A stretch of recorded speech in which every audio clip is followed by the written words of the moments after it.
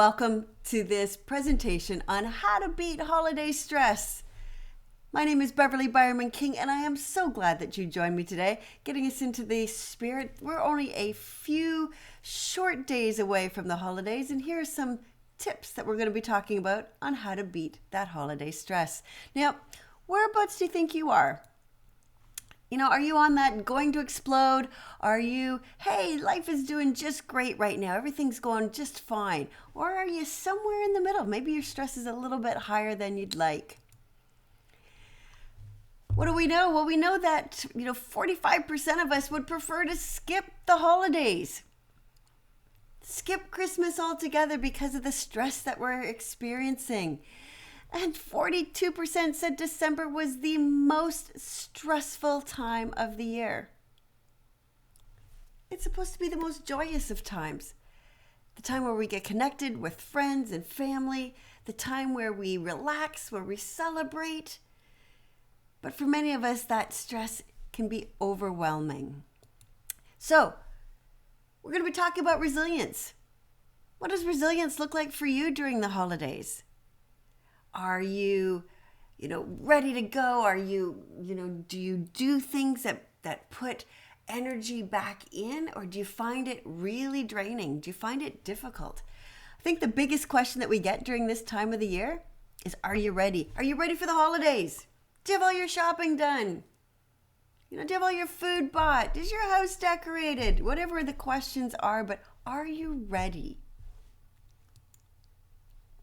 So, besides being ready, what are some of your top sources of stress during the holidays? What does that look like for you? Now, we do know that there are many sources of stress when it comes to the holidays. And so when we looked at some of the research, family arguments, I don't know about you, but it doesn't matter that it's the holidays. My kids still argue, we still argue, everything is still the same. And so sometimes those family arguments, though, can become much more pronounced during the holidays. Maybe you're getting together with family members that you don't necessarily see eye to eye on. And so those arguments, those sibling rivalries, those things from the past can come forward. Lack of money.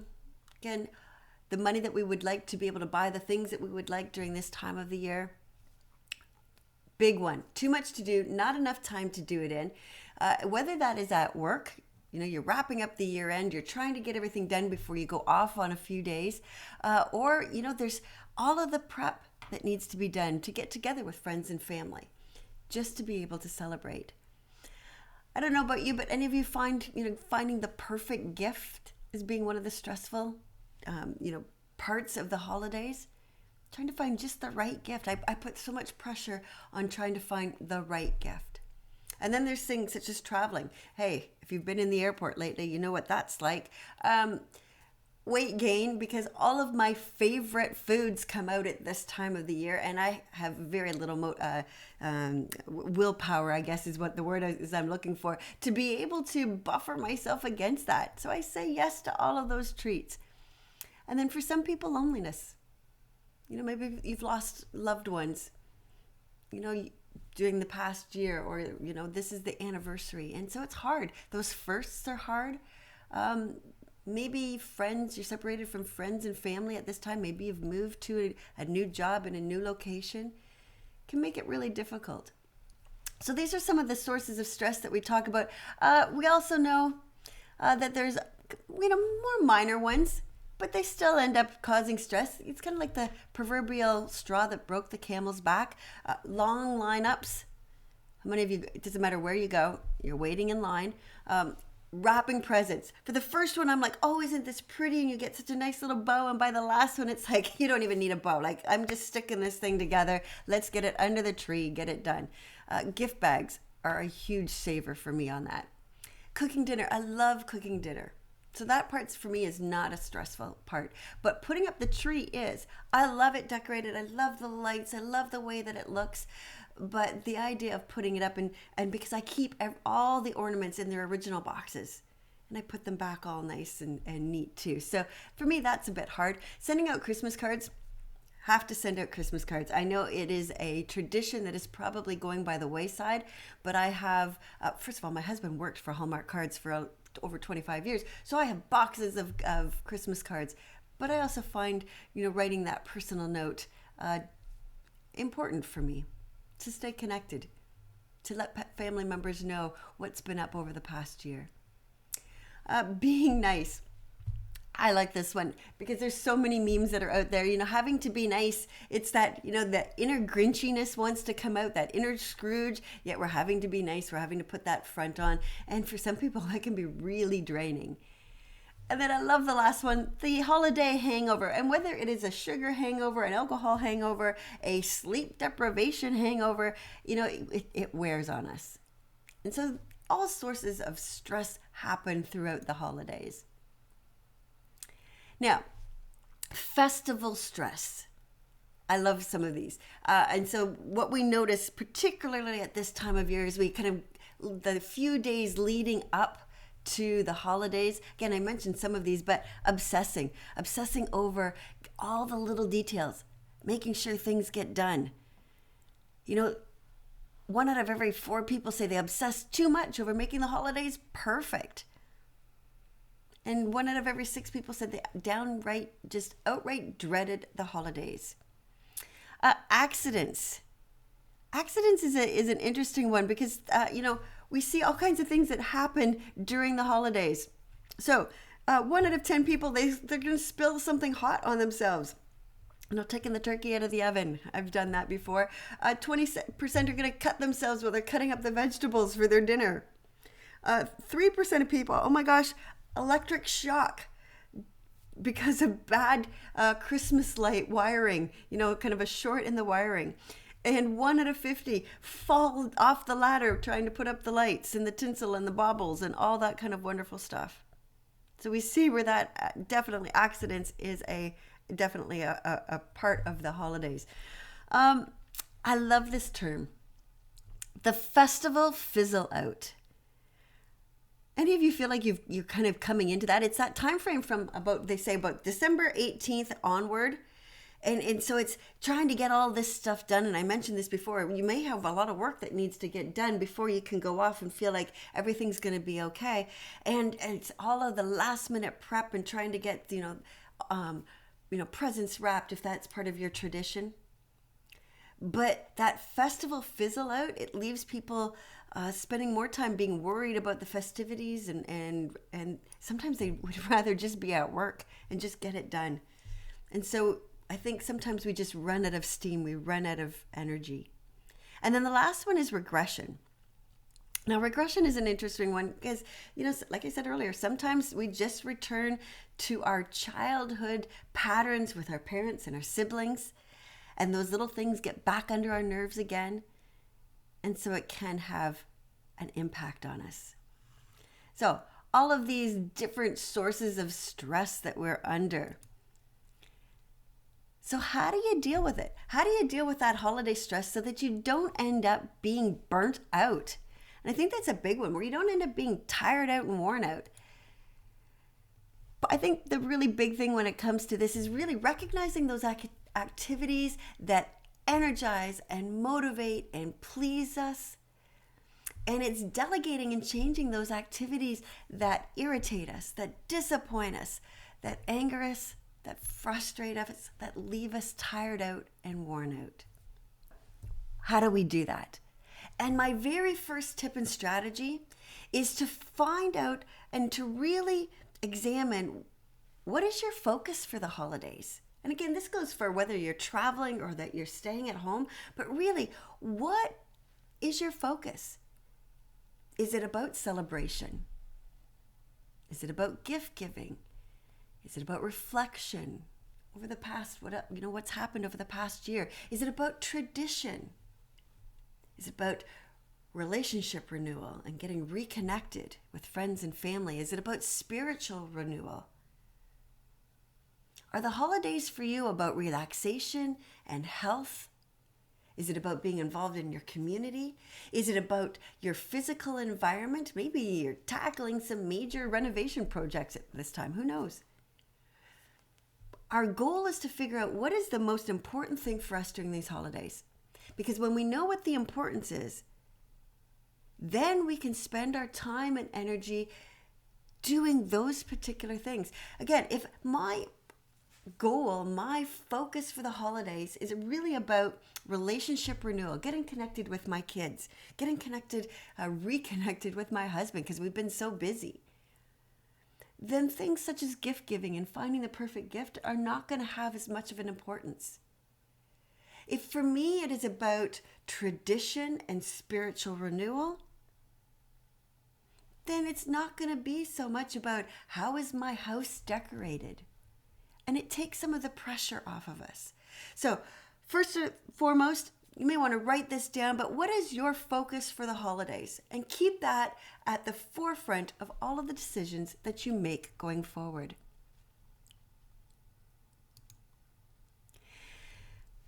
Now, I want to talk about some of these things.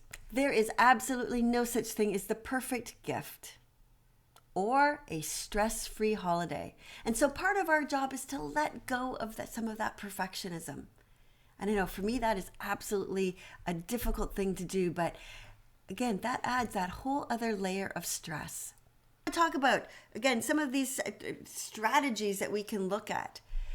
You know, we every Christmas card, I mean, I talked about Hallmark earlier, but every Christmas card portrays, and especially the movies, you know, cozy, cheerful, tastefully decorated home, pristine snow, happy family getting together, large dinner cooked, picture postcard.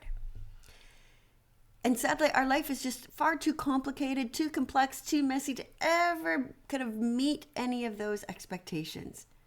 Yet we still do expect it. Now, we also have this tendency to expect the best, you know, everything to be perfect. It's what we call this optimism bias.